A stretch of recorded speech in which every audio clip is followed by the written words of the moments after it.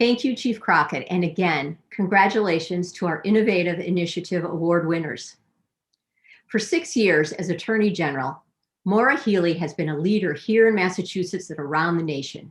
She's taken on the big issues of our times, addressing the root causes of gun violence, combating prescription drug abuse, and challenging the Trump Muslim ban executive order. And she's done this with great skill, energy, and commitment to justice for every citizen.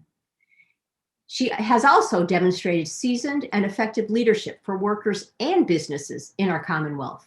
She was critical to securing passage of the Massachusetts Equal Pay Law in 2016, which finally clarified for employers the meaning of equal pay for comparable work, protected employers with an affirmative defense, and eliminated inquiries about salary history from job interviews. Attorney General Healey knows that a strong economy relies on sound business operations and fully engaged workers. In today's world, for every worker to be fully engaged, workplaces must exemplify equity and inclusion, the exact principles held by you, our signers of the 100% Talent Compact. We are thrilled that Attorney General Healey is here today to share her thoughts about the post-COVID Massachusetts economy and how we can use this moment as an opportunity to amplify gender and racial equity at work. I have seen the Attorney General in many settings. She brings tremendous dynamism and personal integrity to our public agenda. So it is with great pleasure that we welcome the Attorney General of the Commonwealth of Massachusetts, Maura Healey.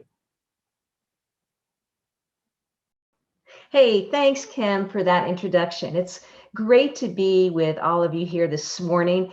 Even if it's virtual, it's still wonderful, and I'm so thankful to you for inviting me. I want to thank our co-chairs of this morning's event, Kathy Minahan and Evelyn Murphy, for all you have done, both for BWWC, but also in advancing equal opportunity and equal rights for women for so long. I also want to thank Tanya Del Rio of the Mayor's Office of Women's Advancement. Know that my team stands ready to support the goals and the work of BWWC and looks forward to our continued collaboration.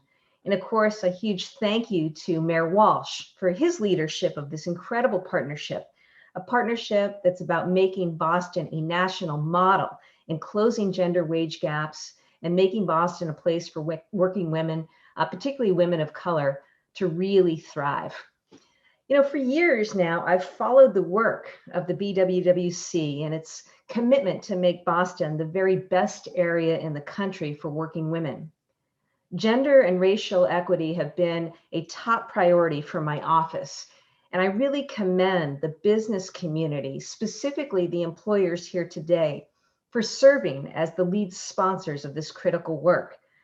To State Street, Putnam, Mass General Brigham, Mass Mutual, and Vertex, thank you, because together you demonstrate that what's good for business and our economy is the advancement of women, equal pay, and equal opportunity for all. Now, within my own ranks, I'm proud to say that the majority of lawyers and staff and those in leadership positions in my office happen to be women. Women have been the lead lawyers in our office's biggest cases, whether it's against ExxonMobil or Purdue Pharma and the Sacklers or against the gun lobby. And they've been kicking butt in court. Now that work, of course, and focus extends to our policy and legislative work because it's important to have women in positions of leadership and power, but it's also important that we collectively work to advance good policy. I'm proud that mine was the first office to offer paid parental leave to employees. We then have worked to support and advise on legislation that's provided protections for pregnant workers, updates to our equal pay law, and access to reproductive freedom. Because for me, as it is for you, I know, it's about fairness, it's about justice, and a belief that our economy and our workplaces and our world truly is better when everyone has a chance to succeed and contribute their talents and skills. Now, this morning, I want to talk a little bit about COVID. This crisis, which continues to disrupt our financial markets, shut down our small businesses, it's left so many of our workers and students displaced, tenants and landlords and homeowners struggling. And right now, as we speak, COVID numbers continue to rise in our state. It's also exposed and exacerbated racial disparities, the fragility of our global supply chain, and how we care for our young people as well as our seniors.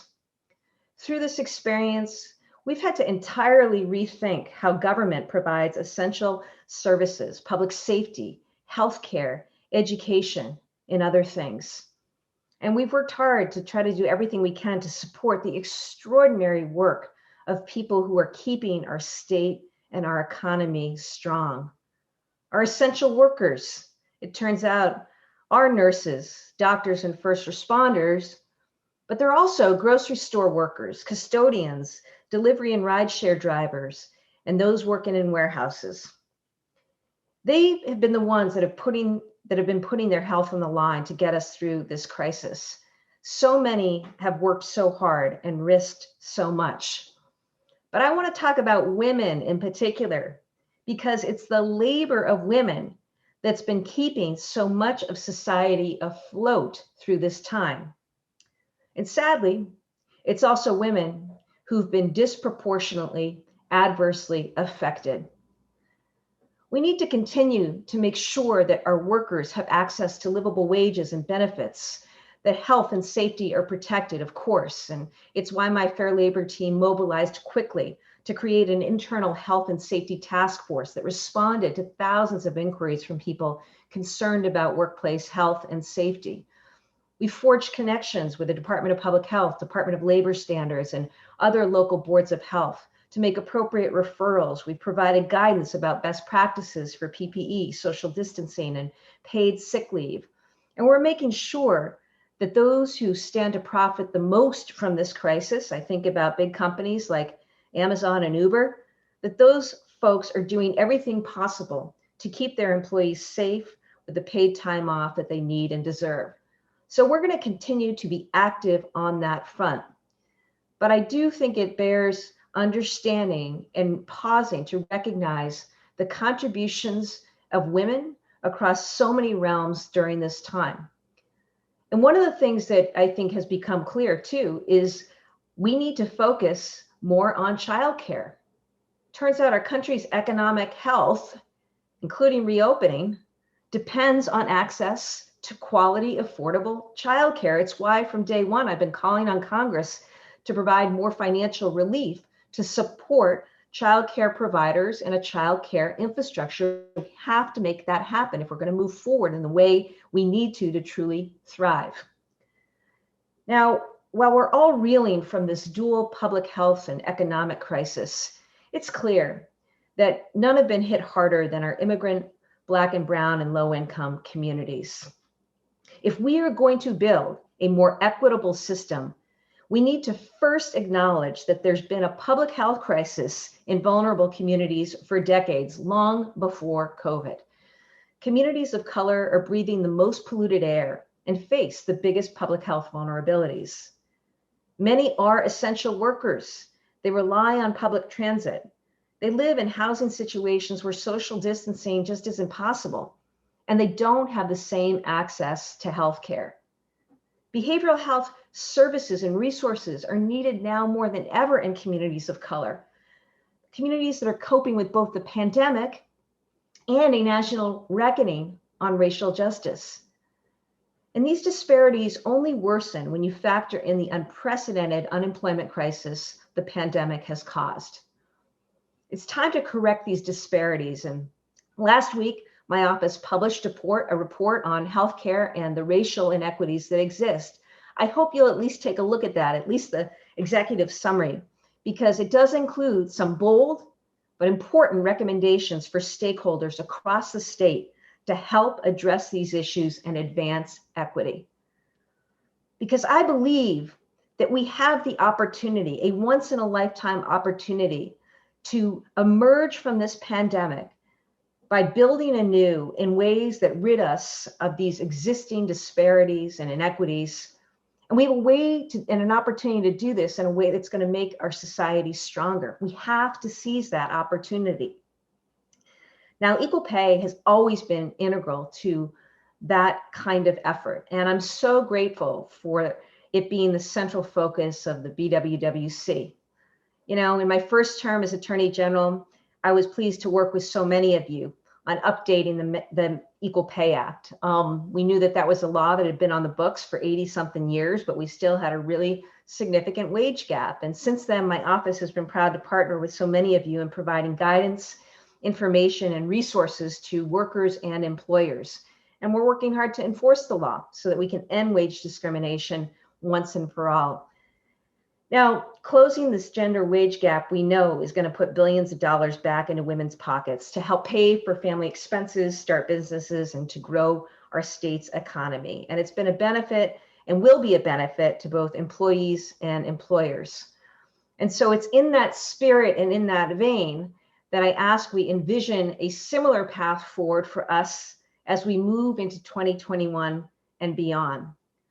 So today I'm suggesting some additional action steps that we take together. You know, one thing that I really love about BWWC is its ideas about how to bring in and involve our Boston area employers. And an important part of BWWC is a pledge taken by Boston area employers to eliminate gender and racial wage gaps. So today, I'm urging all of you to go out and recruit more businesses to join this important public-private compact. More signers means more progress towards equitable workplaces. It means more productive workplaces, which means a more thriving Massachusetts economy. Second, let's support childcare needs. We know that working women have been the most affected by this pandemic. Unfortunately, more women than men have dropped out to take care of children and aging parents. And while Massachusetts has childcare resources, we're still lacking, and the system is still severely underfunded. Lack of childcare disproportionately impacts single parents, hourly workers, and two-parent working families. In order for us to emerge from COVID into a flourishing economy, employers have got to consider ways to enhance their support for particular childcare needs. And I'll say this, employers can't do it alone. It's why we need help at all levels of government as well. And finally, diversity and inclusion. The advancement of women of color, especially Black and Latinx women, is essential in the workplace. Public leaders and CEOs alike have to pay more attention to and be better attuned to the different cultures of workers in our state. It's not enough to just have a diverse workforce. You got to have people of color in positions of leadership as well. If you don't yet have a diversity and inclusion leader in your office, get one and invest in trainings. Have regular anti-racism and cultural diversity sessions. Continue to focus on the recruitment of women on your boards, into C-suites, and the like. There needs to be a place at the table and a leadership role for women in everything that we do, and it requires focus and intentionality. Trust me, outstanding women leaders are out there. In closing, I just want to say that each and every one of us has a chance to change society, and working together, we can and we will. Thank you to all of you at BWWC for inviting me here today. I know we've got a lot of work ahead, but your perseverance to eliminate the gender wage gaps that we've seen is a powerful testament to the importance of truly equitable workplaces and the power of this organization. Your voice as business leaders, is critical to driving public policy and social change. I believe now more powerful than ever before and more necessary. With enough hard work and the support of BWWC, everyone can tell a success story, and every one of us can work to build a better future. Thank you. Thank you for all you're doing now and will do ahead. And please stay safe while enjoying the holidays.